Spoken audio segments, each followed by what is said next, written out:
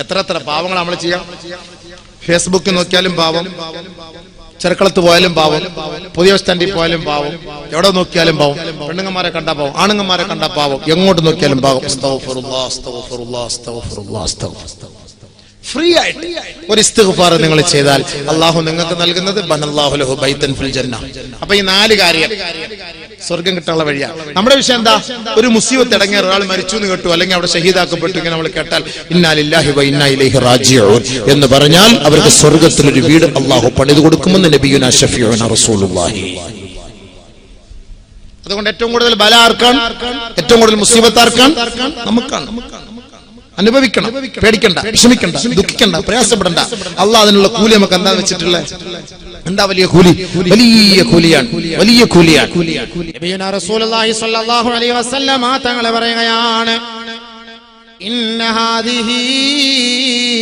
ഇന്ന ഉമ്മത്തി ഹാദിഹി ഉമ്മത്തും മർഹൂമാ.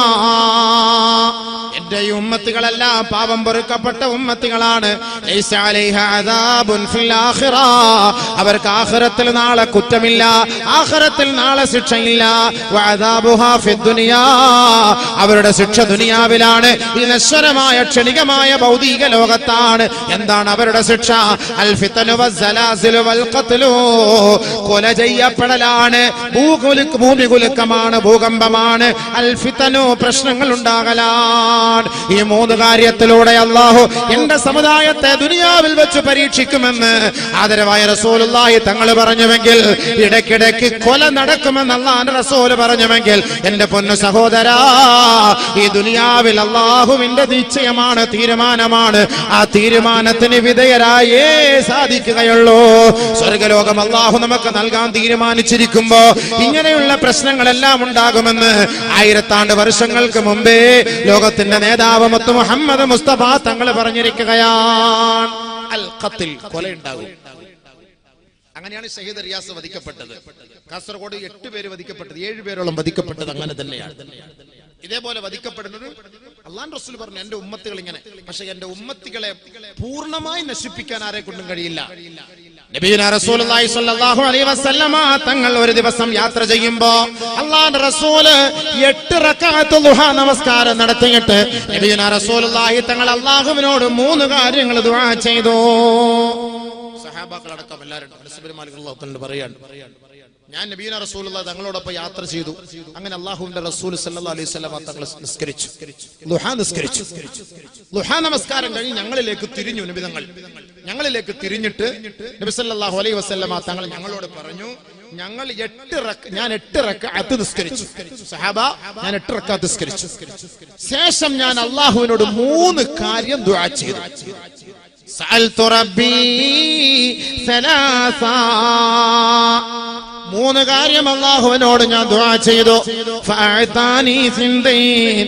2 കാര്യത്തിന് അല്ലാഹു എനിക്ക് മറുപടി നൽകി. വമനഅനിഹാ വാഹിദ. 1 കാര്യത്തിന് അല്ലാഹു മറുപടി നൽകിയില്ല. 2 കാര്യം അല്ലാഹു സ്വീകരിച്ചു. സല്ലല്ലാഹു അലൈഹി വസല്ലം തങ്ങളുടെ ദുആ സ്വീകരിക്കാന്ന് പറയാൻ ഉറപ്പല്ലേ? സ്വീകരിക്കാതിരുന്നിട്ടുണ്ടെങ്കിൽ അത് യാഥാർത്ഥ്യം തന്നെയാണ്, അതിൽ യാതൊരു സംശയവുമില്ല. സല്ലല്ലാഹു അലൈഹി വസല്ലം തങ്ങൾ 3 ദുആ ചെയ്തു അല്ലാഹുവിനോട്. 2 ദുആ സ്വീകരിച്ചു, 1 ദുആ സ്വീകരിച്ചില്ല. സഅൽതുഹു അല്ലാ യബ്തലിയ ഉമ്മതി ബിസ്സനീൻ. ഞാൻ എന്റെ റബ്ബിനോട് ചോദിച്ചു, അല്ലാഹ് എന്റെ ഉമ്മത്തികളെ പട്ടിണിക്കെട്ട് ദാരിദ്ര്യത്തിൽ അകപ്പെടുത്തി ക്ഷാമം നൽകി നീ അവരെ പരീക്ഷിക്കരുതേ അല്ലാഹ്. ഫഫഅല. അല്ലാഹു ആ ഒരു ഉത്തരവാദിത്തം ഏറ്റെടുത്തു. ഇല്ല മുഹമ്മദ്, വിഷമിക്കണ്ട. 3 ദുആ ചെയ്തു നബി തങ്ങൾ. 2 ദുആ സ്വീകരിച്ചു, 1 ദുആ തട്ടിക്കളഞ്ഞു. ഒന്നാമത്തെ ദുആ, അല്ലാഹുവേ എന്റെ ഉമ്മത്തികളെ നീ പട്ടിണിക്കിട്ട് നശിപ്പിക്കല്ലേ അല്ലാഹ്, ദാരിദ്ര്യം കൊടുക്കല്ലേ അല്ലാഹ്. ഫഫഅല. അല്ലാഹു അത് സ്വീകരിച്ചു, അല്ലാഹു ഏറ്റെടുത്തു. ഇല്ല മുഹമ്മദ്, ഒരിക്കലുമില്ല. ആർക്കെങ്കിലും ഒരു സംശയമുണ്ട്, സോമാലിയിലെ മുസ്ലിങ്ങളൊക്കെ ഇങ്ങനെ പട്ടിണിയുടെ നശിക്കുന്നുവെങ്കിൽ സമ്പത്തുള്ളവരുടെ സമ്പത്ത് സക്കാത്ത് അത് അവർക്ക് എത്തിച്ചു കൊടുക്കണം. അത് നമ്മുടെ ബാധ്യതയാണ്. മുസ്ലിം ഉമ്മത്തിന് അല്ലാഹു നല്ല സമ്പത്തും അല്ലാഹു നല്ല ഭക്ഷണവും അല്ലാഹു അവർക്ക് നൽകി. അത് എത്തിച്ചു കൊടുക്കേണ്ട ബാധ്യത നമ്മുടെ ബാധ്യതയാണ്. അത് നിങ്ങൾ എത്തിച്ചു കൊടുക്കണം. അല്ല സോമാലിക്കാരെ കുറ്റം പറഞ്ഞിട്ടൊന്നും കാര്യമില്ല. അങ്ങോട്ട് എത്തിച്ചു കൊടുക്കണം. രണ്ടാമത് നബിയുനാ റസൂലുള്ളാഹി തങ്ങൾ പറയുകയാണ് സഅൽതുഹു അല്ലാ യുൽഹിറ അദുവഹും മിൻ അല്ലാ യുൽഹിറ അലൈഹിം അദുവം മിൻ ഗൈരിഹിം.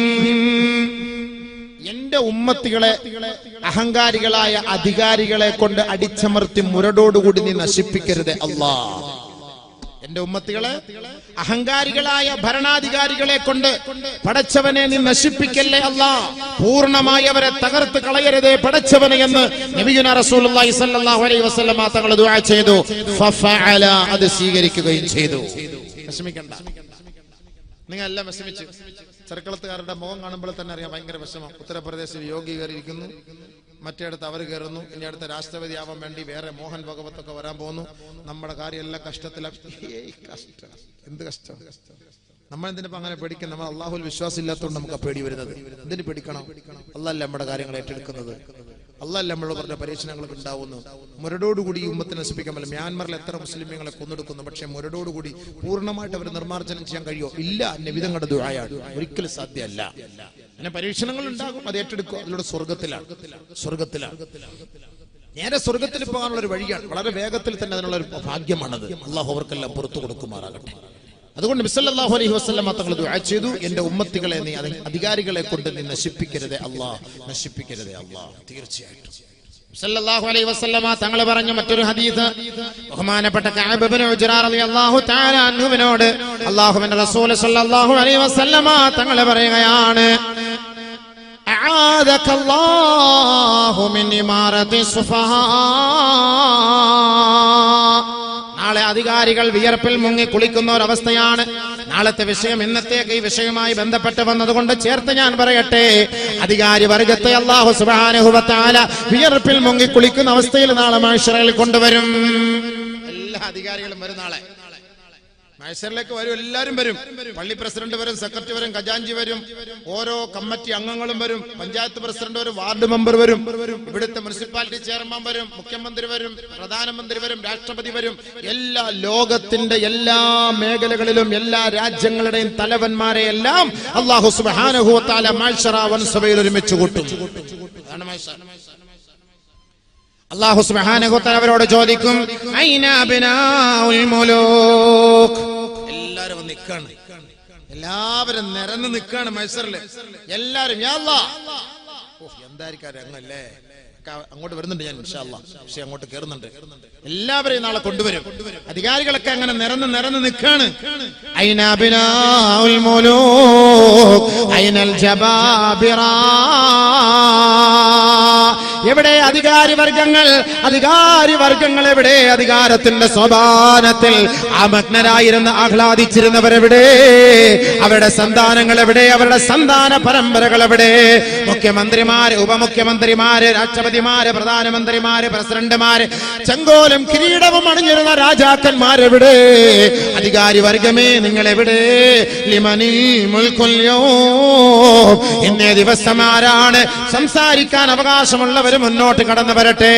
ആർക്കെങ്കിലും വല്ല ആപലാതിയുണ്ടോ, അപേക്ഷയുണ്ടോ? ആർക്കെങ്കിലും വല്ല പരാതിയുണ്ടോ? ആരാണ് അധികാരത്തിന്റെ ഉടമസ്ഥൻ എന്ന് നിങ്ങൾക്കറിയുവോ? ഇന്നേ ദിവസത്തിൽ ഈ കോടാനുകോടി ജനങ്ങളെ മുഴുവനും ഒരുമിച്ച് കൂട്ടിയിരിക്കുന്ന ഈ മഹ്ശറാവൻ സഭയിൽ പടച്ച തമ്പുരാൻ നമ്മളോട് ചോദിക്കുകയാണ്, ഐന അബ്നാഉൽ മുലൂക്. അധികാരി വർഗങ്ങൾ എവിടെ? ആരാണ് അധികാരത്തിന്റെ സോപാനത്തിൽ വിരാജിക്കാൻ താല്പര്യമുള്ളവർ? ചോദിക്കുന്നു അല്ലാഹു തആല. കുറേ നേരം ചോദിക്കും, ആര് ആര് ആര് എവിടെ എവിടെ എവിടെ? ഫലാ യുജീബുഹും അഹദ. ഒരാള് പോലും മറുപടി പറയൂല. അല്ലാഹു റബ്ബുൽ ഇസ്സത്ത് തന്നെ പറയും, ലില്ലാഹിൽ വാഹിദിൽ ഖഹാർ. നിതാന്ത ജാഗ്രതയുള്ള നിത്യ ചൈതന്യമായ പടച്ചതമ്പുരാൻ, ജഗത്തിന്റെ ഉടമസ്ഥനായ പടച്ചതമ്പുരാൻ, ഈ ലോകത്തെ സകലമാന ലോകത്തെ സമസ്ത മണ്ഡലങ്ങളെയും നിയന്ത്രിക്കുന്ന നിയന്താവായ പടച്ചതമ്പുരാൻ, ആ നീതിമാനായ ഭരണാധികാരിയായ അല്ലാഹു പറയുകയാണ്, ഇന്നേ ദിവസത്തിൽ ഞാനാണ് പ്രധാനമന്ത്രി, ഞാനാണ് പ്രസിഡന്റ്, ഞാനാണ് സുപ്രീം കോടതി ജഡ്ജി. ലില്ലാഹിൽ വാഹിദിൽ ഖഹാർ. ഞാനാണ്. ആർക്കെല്ലാം അവകാശമുള്ളവരൊക്കെ പറയട്ടെ, സംസാരിക്കട്ടെ. മുണ്ടാൻ പറ്റൂല, ചലിക്കൂലല്ലോ, പേടിച്ചിരിക്കാൻ. കണ്ണൊക്കെ ഇങ്ങനെ മോളിൽ തെള്ളി നിൽക്കുകയാണ്.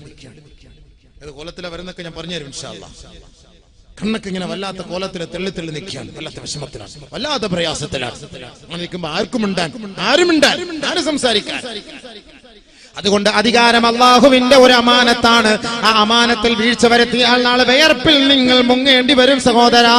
പള്ളിയാകട്ടെ, അമ്പലമാകട്ടെ, ചർച്ചാകട്ടെ, വീടാകട്ടെ, കൂടാകട്ടെ, നാടാകട്ടെ, അടുക്കളയാകട്ടെ, അന്താരാഷ്ട്ര കാര്യങ്ങളാകട്ടെ, എവിടെയായാലും ലികുല്ലി റാഇൻ വമസ്ഊലുൻ അൻ റഇയതിഹി കുല്ലുകും മിൻ റാഇൻ വമസ്ഊലുൻ അൻ റഇയതിഹി. നമ്മൾ ഏതൊരു ഉത്തരവാദിത്തമാണോ ഏറ്റെടുത്തത്, ആ ഉത്തരവാദിത്തത്തിൽ വീഴ്ച വരുത്തിയാൽ നാളെ അള്ളാഹുവിന്റെ മുന്നിൽ വിയർപ്പിൽ കുളിച്ചു നിൽക്കേണ്ടി വരും. ഈ ഒരു പ്രഭാഷണം ഒരു അമാനത്താണ്. ഇതിൽ ഞാനൊരു വീഴ്ച വരുത്തിയാൽ ഇതിന്റെ ഉത്തരവാദിത്തം ഞാൻ ഏറ്റെടുക്കേണ്ടി വരും. ഞാനൊരു ഇമാമാണ്, ആ ഇമാമത്തിൽ വീഴ്ച വരുത്തിയാൽ അതിന്റെ പേരിൽ ഞാൻ റബ്ബിന്റെ കോടതിയിൽ ഞാൻ മറുപടി പറയേണ്ടി വരും. എന്റെ ഭാര്യയ്ക്ക് ഞാൻ എന്തെങ്കിലും നിലയിൽ അവളെ തൃപ്തിപ്പെടുത്താതെ അവളെ വേദനിപ്പിച്ചാൽ അതിന്റെ പേരിൽ അവൾ പൊരുത്തപ്പെട്ടിട്ടില്ല എങ്കിൽ ഞാൻ നാളെ റബ്ബിന്റെ കോടതിയിൽ അതിന് സമാധാനം പറയേണ്ടി വരും. ഏതെങ്കിലും ഭാര്യമാർ തന്റെ ഭർത്താക്കന്മാരെ വേദനിപ്പിച്ചാൽ എന്റെ പൊന്നു പെങ്ങന്മാരെ, അതിന്റെ പേരിൽ നാളെ ആഖിറത്തിൽ നിങ്ങൾ റബ്ബിന്റെ മുന്നിൽ വിയർപ്പിൽ കുളിക്കേണ്ടി വരും. എല്ലാ അധികാരികളും നാളെ അങ്ങോട്ട് കൊണ്ടുവരും. പോട്ടെ, അതൊക്കെ നമുക്ക് സമയം പോലെ സംസാരിക്കാം. നബിയുനാ റസൂലുള്ളാഹി തങ്ങൾ പറയുകയാണ്, ബാദിറൂ ബിൽ അഅമാലി സിത്താ. 6 കാര്യങ്ങൾ വരുന്നതിന് മുമ്പ് നിങ്ങൾ അമലുകൾ കൊണ്ട് വ്യാപൃതരാകണേ. അമലുകളിൽ ധൃതി കൂട്ടണമേ, ധൃതി കൂട്ടി നിങ്ങൾ അമൽ ചെയ്യണമേ. അതിൽ ഒന്നാമത് അല്ലാഹുവിന്റെ റസൂൽ പറഞ്ഞത് ഇമാറത്തുസ് സുഫഹാ, അഹങ്കാരികളായ വിഡ്ഢികളായ വിവരമില്ലാത്തവരുടെ ഭരണമാണ്. ആ ഭരണം വരുന്നതിന് മുമ്പ് നിങ്ങൾ അല്ലാഹുവിനെ സൂക്ഷിക്കണേ. രണ്ടാമത് അല്ലാഹുവിന്റെ റസൂൽ പറഞ്ഞ വാക്കെന്തെന്ന് പറയട്ടെ, ഇസ്തിഗ്ഫാഫൻ ബിദ്ദിമാ. ഒരു കാരണവുമില്ലാതെ മനുഷ്യനെ കൊന്നുകളയും സഹോദരാ. ഒരു കാരണവുമില്ലാതെ വെറുതെ ഉറങ്ങിക്കിടക്കുന്നവരെ കൊന്നുകളയും, യാത്ര ചെയ്യുന്നവരെ കൊന്നുകളയും, പള്ളിയിൽ പോകുന്നവരെ കൊന്നുകളയും, വീട്ടിൽ കിടക്കുന്നവരെ കൊന്നുകളയും. ഒരു തെറ്റും ചെയ്യാത്ത പാവപ്പെട്ടവരാണ്, കുഞ്ഞുമക്കളാണ്, വീടിന്റെ ഉമ്മറപ്പടിയിൽ കളിച്ചുകൊണ്ടിരിക്കുന്നവരാണ്, വന്യവയോധികരായ വൃദ്ധന്മാര് വൃദ്ധകളാണ്, സാധുക്കളാണ്, ആരെയും ദ്രോഹിക്കാത്തവരാണ്, ഒരു വാക്കുകൊണ്ട് പോലും ദ്രോഹിക്കാത്ത പാവപ്പെട്ട മക്കളെ വധിച്ചു കളയുന്നവരെ. അങ്ങനെ ഒരു കാലഘട്ടം എന്റെ സമുദായം കാണുന്നതിന് മുമ്പ് നിങ്ങൾ അല്ലാഹുവിലേക്ക് മടങ്ങണേ, കൂടുതൽ നിങ്ങൾ അമൽ ചെയ്യണേ.